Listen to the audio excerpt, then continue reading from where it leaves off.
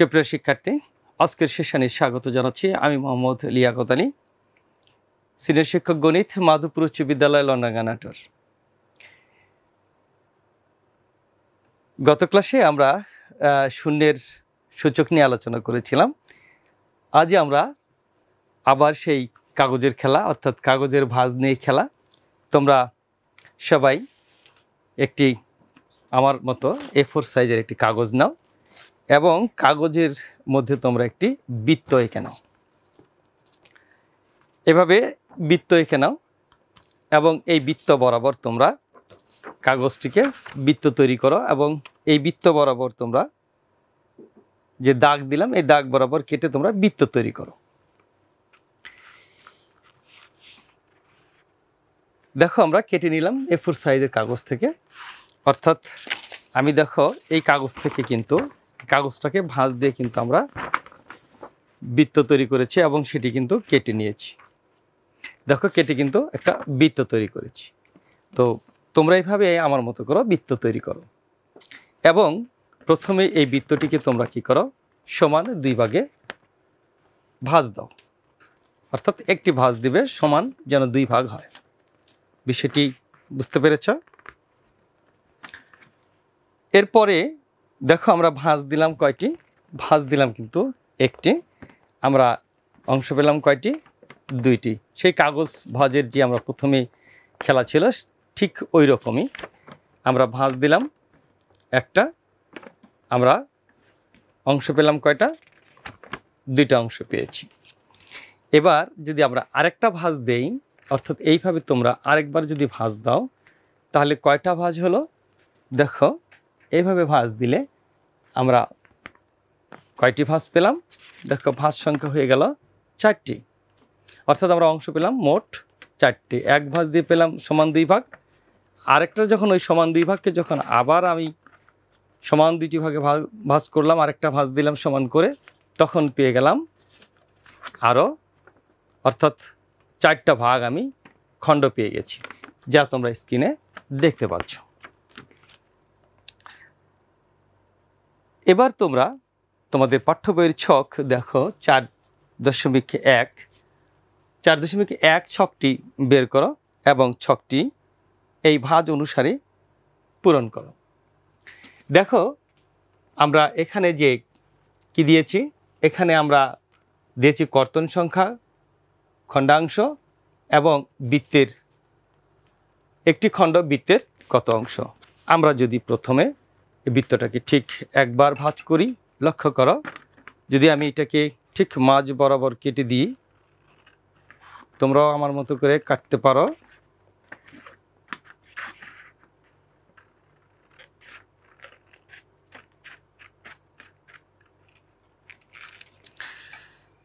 দেখো আমি মাঝ বরাবর কিন্তু কেটে নিয়েছি। কয়টি খণ্ড পেয়েছি? সমান 2টি খণ্ড। তাহলে আমি একবার কর্তন করলাম, খণ্ডন পেলাম, খণ্ড সংখ্যা পেলাম কয়টি? খণ্ড সংখ্যা পেলাম 2টি। তাহলে এই একটা খণ্ডকে আমরা পুরো বৃত্তের কত অংশ বলবো? আমরা বলবো 2 ভাগের 1 ভাগ। তাহলে বিষয়টি আশা করি বুঝতে পেরেছ। এবার তোমরা দেখো ছক 4.2, তাহলে এই হিসাবেই তোমরা 4.2 দেখো 4.2 এর যে ছকটি আছে সেটি তোমরা এবার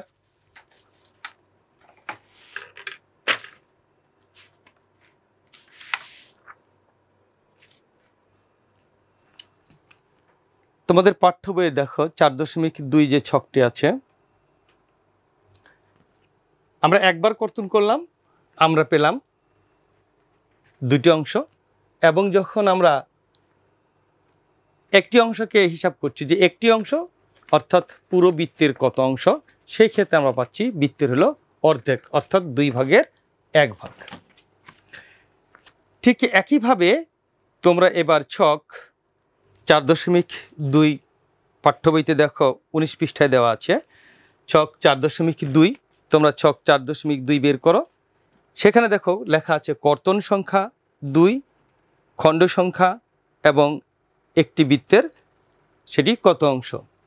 তাহলে এখানে আমাদের হলো খণ্ড সংখ্যা। এরপরে আমরা আবার এই বৃত্তটিকে কি করবে তোমরা, যে কাটলা এই অংশটাকে আবার সমান 2 ভাগে কি করবে, আবার ভাগ করে আবার কাটো। দেখো কাটলে কয়টা অংশ পাওয়া যায়।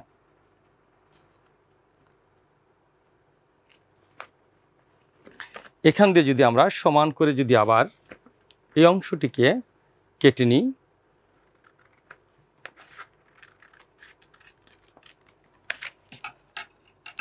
দেখো আমি সমান 2 ভাগে আবার ভাগ করে নিলাম। তাহলে আমরা পেয়ে গেলাম, কেটে আমরা যখন সমান 2 ভাগে আবার অর্ধেক করেছিলাম তাকে আবার সমান 2 ভাগ করলাম, আমরা দেখো কয়টি অংশ পেয়েছি, 1 2 3 এবং 4, অর্থাৎ 4টি খণ্ড পেয়েছি। আমরা খণ্ড পেলাম কয়টি, খণ্ড পেয়েছি দেখো 4টি। ঠিক তাহলে আমরা যখন দ্বিতীয়বার কাটবো তাহলে খণ্ড পাবো কয়টি, আমরা কিন্তু খণ্ড পাবো,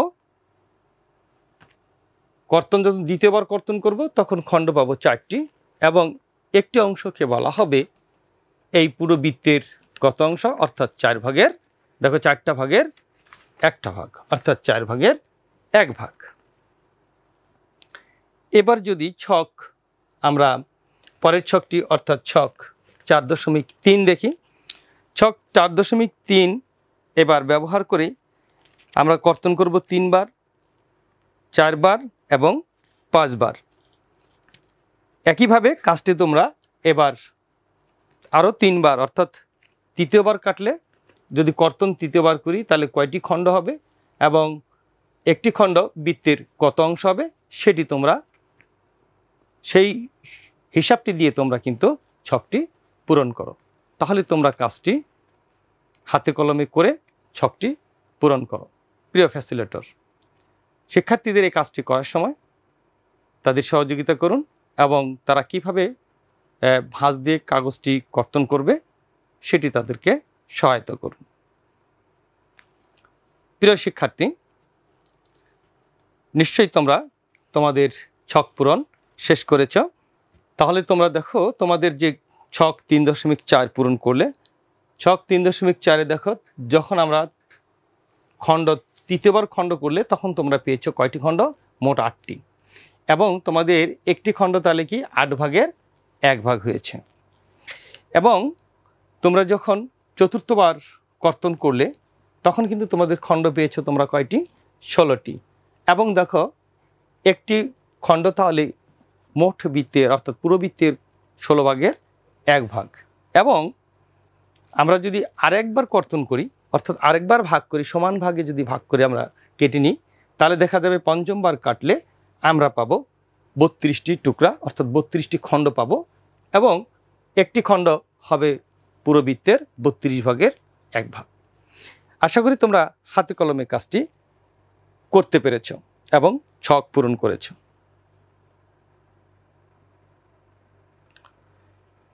দেখো প্রত্যেক খণ্ড করেছি অর্থাৎ ভাগ করেছি, এখান থেকে সূচকের কোনো ধারণা তোমরা পাও কিনা, অর্থাৎ আমাদের যে আগের যে ছকটি ছিল এই ছকে তোমাদের এই যে আমরা কর্তন করলাম, খণ্ড পেলাম, খণ্ডের অংশ ভাগ করলাম, এখান থেকে আসলে সূচকের কোনো ধারণা তোমাদের মধ্যে আসছে কিনা, কোনো সূচক এখানে আছে কিনা তোমরা ধরতে পারছো কিনা, এই বিষয়টি তোমরা একটু চিন্তা করো, এবং সূচক থাকলে সেটি কী ধরনের সূচক একটু বের করার চেষ্টা করো।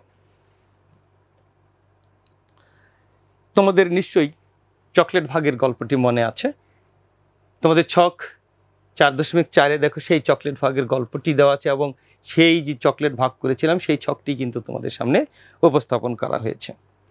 দেখো আমাদের এখানে সেই চকলেট ভাগ করার যে লজেন্স ভাগ করার যে ছকটি ছিল তোমাদের সামনে কিন্তু সেই ছক আমরা উপস্থাপন করেছি। এই ছকে দেখো দিন আছে 8 দিন, প্রদত্ত লজেন্স সংখ্যা আছে 2.5, এবং তারা প্রতিদিনই কি পাবে, ওই অর্ধেক পরিমাণ, আগের দিনের অর্ধেক পরিমাণ চকলেট বা লজেন্স পাবে তারা পরের দিনে। এইভাবে তোমরা কিন্তু এই ছকটি পূরণ করেছিলে। আশা করি তোমরা এই ছকটি এখন আবার পূরণ করো এবং তোমরা পূরণ করতে পারবে। প্রিয় শিক্ষার্থী, তোমরা ছকটি পূরণ করো। প্রিয় ফ্যাসিলিটেটর, শিক্ষার্থীদের ছকটি পূরণে সহায়তা করুন এবং প্রয়োজনীয় সময় দিন। ছকটি পূরণ শেষে তাদের দ্বারা উপস্থাপন করে নিন। প্রিয় শিক্ষার্থী, আমি তোমাদের সুবিধার জন্য ছকটি পূরণ করে দিচ্ছি। দেখো, সূচক 4, নিশ্চয়ই তার পরে আবার সূচক কত আসবে? 3, নিশ্চয়ই তোমাদের মনে আছে। অর্ধেক অর্ধেক করে যদি চলে যায়, এরপরে দেখো সূচক আসবে কত? 2 এর সূচক আসবে 2, এবং লজেন্স সংখ্যা দেখো, সেই ভাগ প্রক্রিয়া যদি আমরা গুণাকার প্রক্রিয়া যদি করি তাহলে আমরা পাচ্ছি 2, এবং পঞ্চম দিনে আমরা দেখেছিলাম 2 এর সূচক 1, সেই ক্ষেত্রে আমরা পেয়েছিলাম 2 গুণ 2 ভাগ 2 অর্থাৎ 2। তোমাদের নিশ্চয়ই সেই ছকটির কথা মনে আছে। এবং দেখো, ষষ্ঠ দিনেও কিন্তু আমরা দেখেছিলাম 2 এর সূচক হয়েছিল কত? 0, এবং সেই সূচকের আমরা যে লজেন্স সংখ্যার যে গুণাকার সেখানে আমরা পেয়েছিলাম 1। কিন্তু সপ্তম দিনে আমরা কিন্তু হিসাব করিনি, এবং অষ্টম দিনে কত হবে সেটিও কিন্তু হিসাব করিনি, যেহেতু এর পরে কি ছিল? আমাদের লজেন্স সংখ্যা কি হবে? এবার ভগ্নাংশ চলে আসবে, অর্থাৎ চকলেট কিন্তু এবার ভেঙে আমরা কিন্তু এখানে দিতে পারবো। আমাদের এই ছকের কিন্তু কন্ডিশন হলো, আগে আমরা ভগ্নাংশ দিতে পারি নাই, কিন্তু এই ছকে আমরা কি দিব? ভেঙে কিন্তু আমরা এখানে দিতে পারি। অর্থাৎ একটা চকলেটকে আমরা অর্ধেক, অর্ধেকের অর্ধেক, আবার অর্ধেকের অর্ধেক, এইভাবেও কিন্তু আমরা এখানে দিতে পারবো। তাহলে আমাদের সপ্তম দিনের চকলেট বা লজেন্সের সংখ্যা কত আসছে? সূচকের রাশি আমরা যদি সেটি দেখছি যে এখানে ঋণাত্মক সংখ্যা চলে আসছে, ঋণাত্মক 1। কেন? কারণ 0 থেকে যদি 1 বাদ দেওয়া হয়, 1 যেহেতু কম, তাহলে সংখ্যাটি কি আসবে? অবশ্যই ঋণাত্মক আসবে। তাহলে ঋণাত্মক হলে দেখো কিরকম হচ্ছে। আমরা যদি 1কে তাহলে কি করব? আবার 2 ভাগে ভাগ করব, এই জন্য 2 দিয়ে ভাগ, অর্থাৎ 2 এর সূচক মাইনাস যখন 1 হচ্ছে তখন তার মান হয়ে যাচ্ছে কত? হাফ। এবং তারপরের দিন যদি আবারও আমরা যদি আগের দিনের চকলেটের অর্ধেক দিতে চাই তাহলে সেখানে তারা কি পরিমাণ চকলেট পাবে? দেখো, তার যেহেতু আমাদের আগের দিনের চেয়ে আরও 1 কম, সূচক আরও 1 কম, তাহলে সেই ক্ষেত্রে -1 থেকে, অর্থাৎ -1 থেকে আবার -1 যদি করি তাহলে আমরা মোট বিয়োগফল পাচ্ছি কত? বিয়োগ, অর্থাৎ ঋণাত্মক 2 পাচ্ছি। এবং আমরা যদি লজেন্সের সংখ্যার গুণাকার দেখতে চাই সেই ক্ষেত্রে দেখছি আমরা 2, অর্থাৎ 2 ভাগের 1কে যদি আবার 2 দ্বারা ভাগ করি আমরা পাচ্ছি 4 ভাগের 1 ভাগ।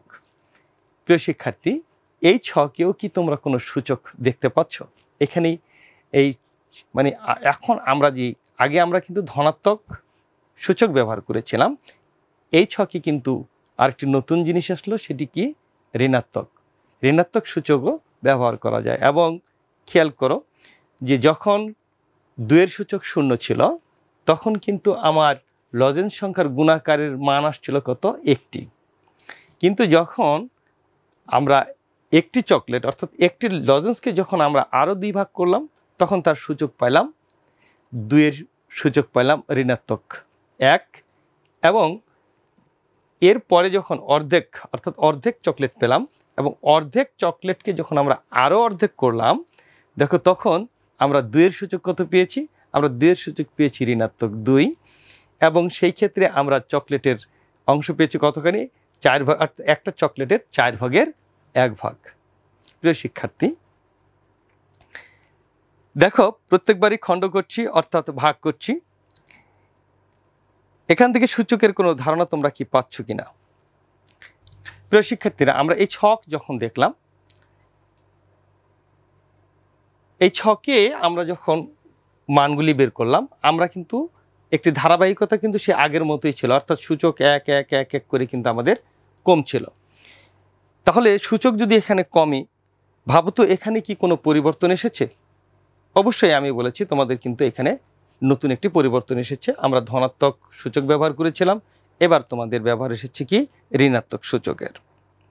চলো আমরা বিষয়টি আমাদের যে ছক 3.3 মতো করেই শেখার চেষ্টা করব, তবে উল্টো উপায়।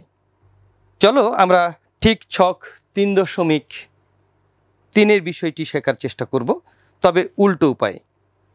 উক্ত ছকে যেটি ভাজ্য ছিল আমরা সেটিকে ভাজক, এবং উক্ত ছকে যেটি ভাজ্য ছিল সেটিকে ভাজক ধরব। তবে আমরা ছক 3.3 মতো ক্রমিক অনুসরণ করব না। এবার চলো আমরা নিচের ছকটি দেখি। দেখো এখানে ছকে দেওয়া আছে গৃহীত সংখ্যা, ভাগ করার ধাপ, ভাগফল, ভাগ কাঠামো, ভাগফল এবং ভাগফলের সূচকীয় এবং লব ও হর কাঠামো।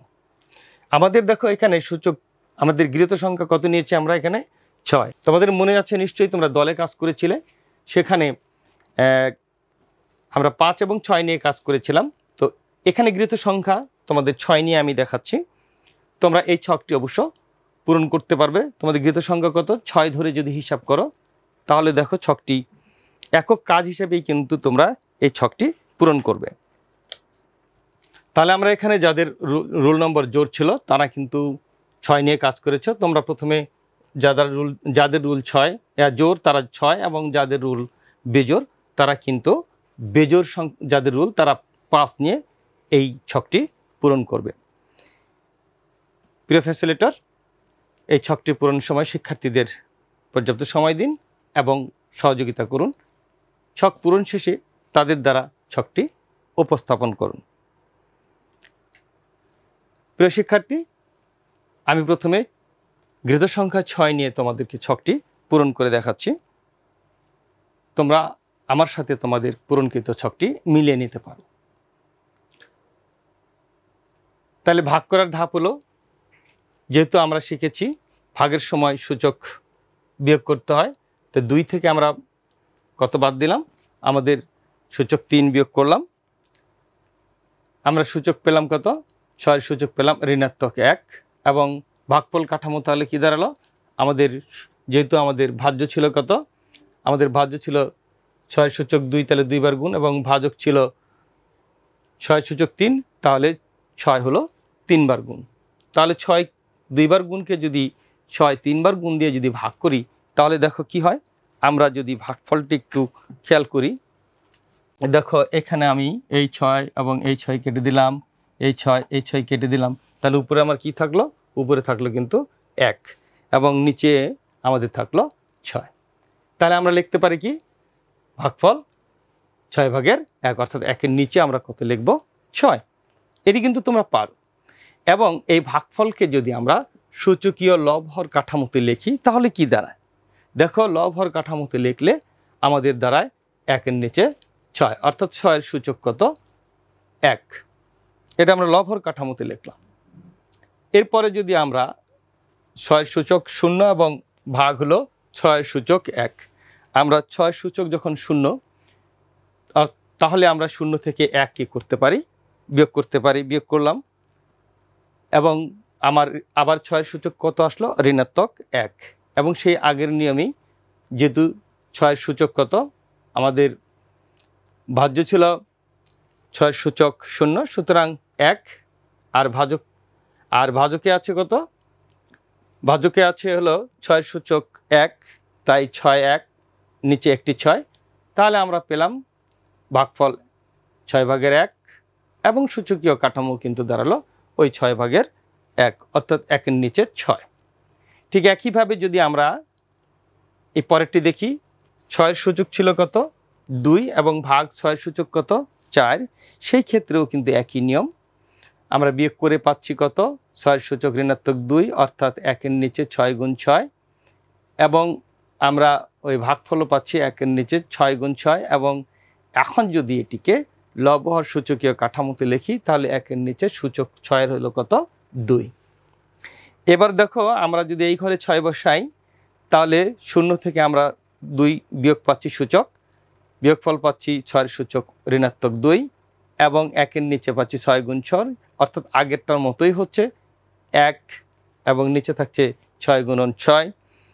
এবার লব এবং হর দিয়ে যদি দেখি, তাহলে লবে থাকছে আমার কত, লবে হচ্ছে 1, এবং হরে হচ্ছে সূচক 6-এর নিচে 6-এর সূচক 2। একইভাবে যদি আমরা 6-এর সূচক আবার যদি এই ঘরে 6 বসাই, তাহলে আমরা ভাগ করার ধাপে কি পাচ্ছি, আমরা পাচ্ছি 6-এর সূচক 1 বিয়োগ 4, অর্থাৎ 6-এর সূচক ঋণাত্মক 3। এবং আমরা যদি ভাগফল কাঠামোতে লিখি, তাহলে 1-এর নিচে পাচ্ছি 6 কয়বার গুণ 3 বার, ভাগফলও তাই পাচ্ছি একের নিচে 6 তিনবার, অর্থাৎ লব হচ্ছে আমাদের 1, হর হচ্ছে 6 গুণ 6 গুণ 6। যদি সূচকীয় কাঠামোতে সেটি লিখি তাহলে হবে একের নিচে 6-এর সূচক 3। প্রিয় শিক্ষার্থীরা, আশা করি তোমাদের ছক পূরণের সাথে আমার ছকটি মিলে গেছে। আর যদি কারণ না মিলে থাকে তোমরা সংশোধন করে নিতে পারো। এবং যাদের 5 ছিল, যাদের সূচক, যাদের গৃহীত সংখ্যা ছিল 5, তোমরাও ওই আগের নিয়ম অর্থাৎ 6 দিয়ে যেভাবে করেছি সেই একই নিয়মে তোমরাও করে নিতে পারো। আমি তারপরে তোমাদেরকে ফলাফলটি দেখিয়ে দিচ্ছি। অর্থাৎ আমরা যদি 5 নিয়ে কাজ করি সেই একইভাবে 5-এর ঋণাত্মক সূচক আসবে এবং লব হর কাঠামোতে যদি লিখি তাহলে আমরা দেখতে পাচ্ছি একের নিচে আসছে কত? 5, অর্থাৎ ভিত্তি আমাদের 5, অর্থাৎ 5/1। এবার যদি আমরা দ্বিতীয় ঘরে যদি অর্থাৎ দ্বিতীয় সারিতে যদি আমরা ফাঁকা ঘরে কত দিব? 5 5, অর্থাৎ 5-এর সূচক 0, 5-এর সূচক 1, বিয়োগ করলে আমরা পাচ্ছি 5-এর সূচক ঋণাত্মক 1। ভাগফল কাঠামো দাঁড়াচ্ছে একের নিচে 5, ঠিক একইভাবে ভাগফল একের নিচে 5 এবং ভাগফলের সূচকীয় লব হর কাঠামো দাঁড়াচ্ছে একের নিচে 5।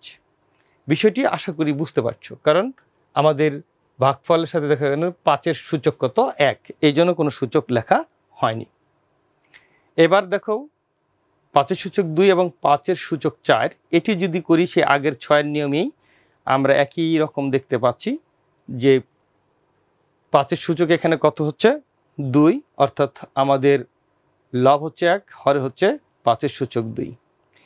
পরেরটাও একই নিয়ম, একইভাবে আমরা পাচ্ছি এবং সবশেষেও কিন্তু পূর্বের নিয়ম অনুসারেই আমরা দেখছি ফলাফল সেই লব এবং হর কাঠামোতে আসছে একের নিচে কত?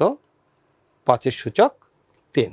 প্রিয় শিক্ষার্থীরা, আমরা ছক দুটি কিন্তু পূরণ করে, আমি ছক দুটি পূরণ করে তোমাদের সুবিধার জন্য দিলাম। আশা করি তোমরা ছক দুটি মিলিয়ে নিতে পেরেছ। এই ছক পূরণ থেকে তোমরা আসলেই কি শিখতে পারলা? তোমরা কি কোনো কিছু ধারণা করতে পারলা যে আমরা দেখো এত বড় ভাগকে কিন্তু সংক্ষেপেও কিন্তু আমরা প্রকাশ করতে পারছি এবং সেটি ভাগ করার যে ধাপ আছে সেই ধাপেই কিন্তু দেখানো হয়েছে। আগের নিয়ম অনুসরণ করেই কিন্তু আমরা দেখিয়েছি, কিন্তু এখানে কি কাঠামোতে নতুন আসলো? কি সূচকীয় লব ও হর কাঠামোতে কিন্তু আমরা ভাগফল পেয়েছি। প্রিয় শিক্ষার্থী, এই ছকগুলো ব্যবহার করেই কিন্তু তোমাদেরকে বাড়ির কিছু কাজ আমরা দেব। বাড়ির কাজ তোমাদেরকে করতে হবে। তোমাদের পৃষ্ঠা 22 দেখো, কাজ 1, 2 এবং 3 দেওয়া আছে। তোমরা কাজ 1, 2 এবং 3 কিন্তু আগামী ক্লাসে করে নিয়ে আসবে। আমি তোমাদেরকে একটু সহযোগিতা করছি। দেখো, বাড়ির কাজ তোমাদের জন্য 1, এখানে দেওয়া আছে কাজ 1-এ ক্রমিক নম্বর দেওয়া আছে 1 2 3 4 5 6টি এবং সূচকের ভাগ দেওয়া আছে, ভাগফল দেওয়া আছে এবং ভাগফলের সূচকীয় লব হর কাঠামো যদি প্রয়োজন হয় তাহলে সেখানে তোমরা লিখতে পারবে। আশা করি আমরা যে ছক দুটি পূরণ করলাম বা তোমরা যে ছক দুটি পূরণ করেছো সেই ছক ব্যবহার করেই কিন্তু তোমরা এই বাড়ির কাজটি করতে পারবে। আমি তোমাদের জন্য হয়তো একটি লাইন করে দিই। দেখো, এখানে ভাগফল তাহলে কত হবে?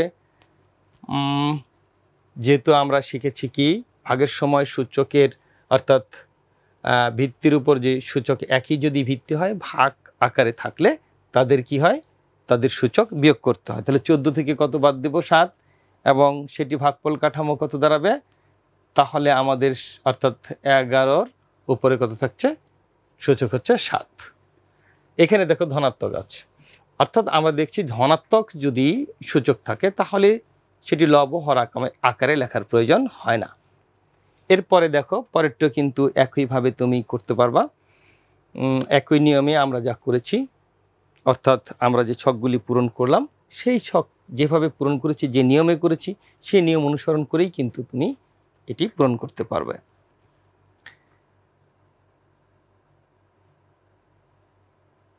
এবার দেখো কাজ 2, সূচকের ধারণা ব্যবহার করে খাতায় তোমরা ছক 3.1 ও ছক 4.4 অঙ্কন করো এবং সেটি পূর্ণ করো। তোমরা কিন্তু ছকগুলি পূরণ করে নিবা।